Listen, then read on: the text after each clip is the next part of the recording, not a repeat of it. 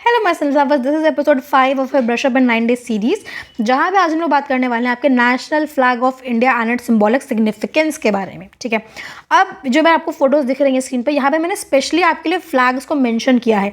The reason behind this is, देखो last year का जो पेपर आया था उसमें 1 मार्कस में, क्योंकि ये चैप्टर इतना कुछ होल्ड करता ही नहीं है कि आपसे बहुत बिल्कुल एक्सेसिव पूछ लेगा। ठीक है, इस चैप्टर से आपके छोटे छोटे क्वेश्चन आएंगे, मोस्टली 1 से 2 मार्क्स के क्वेश्चन आएंगे। ठीक है, तो अब आपको आपके लिए मैंने क्यों मेंशन किया है कि यहाँ पे flag specially, last time question paper में क्वेश्चन आया था कि 1906 का जो फ्लैग है उसमें कुछ मेंशन्ड है, फिर कुछ सिंबल्स बनाया गया, कुछ दिखाया गया है। अब आपको बताना है कि वो क्या सिंबल्स हैं। ठीक है, तो अब उसमें मेंशन थे ऑप्शंस में कि भाई लोटस दिखाया गया है, कि चरखा दिखाया गया है, कि अशोका चक्र दिखाया गया है, कि व्हीलिंग दिखाया, मतलब व्हील दिखाया गया है। अशोका चक्र व्हील वैसे सेम है, कंफ्यूज करने के लिए वो कुछ भी दिखा सकते हैं। तो एटलीस्ट आपको पता होना चाहिए कि 1906 में जो फ्लैग आया था वो ट्राई कलर फ्लैग था, उसमें 8 लोटस थे, क्रिसेंट मून था, सन था।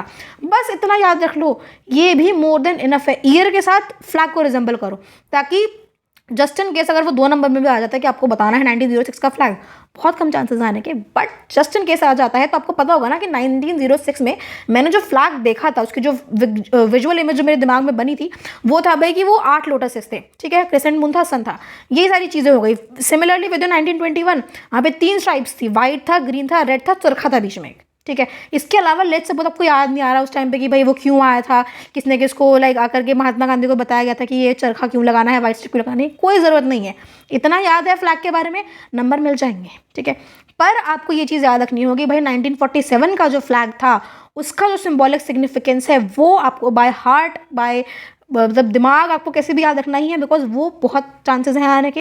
ठीक है, बिकॉज ये हमारा फ्लैग, आपको पता होना चाहिए इसके बारे में, इसका importance, saffron colour, white colour, green colour क्या दर्शाता है, जो ये आपका धर्म चक्र है वो क्या दर्शाता है, इसके बाद जो स्पोक्स है 24 स्पोक्स वो क्या दर्शाता है। ये कुछ चीज़ें हैं जो आपको पता होनी ही होनी चाहिए। ठीक है, ओके अब इसके बाद आते हैं इसी के अंदर, नेशनल फ्लैग के अंदर कुछ जो एक्स्ट्रा इन्फॉर्मेशन है जो आप अपने आंसर्स को अच्छा बनाने के लिए, ठीक है, अच्छा बनाने के लिए आप लिख सकते हो। या फिर भारत माता के बारे में अगर बता रहे हैं क्वेश्चन में, सपोज 1 मार्क्स से क्वेश्चन में आ गया कि आपको भारत माता के बारे में बताना है जो कि रविंद्रनाथ टैगोर जी ने बनाए हैं, इसमें क्या क्या चीज़ें हैं जो मेंशन्ड है, 4 चीज़ें मेंशन्ड है, आपके पास 4 ऑप्शन होंगे।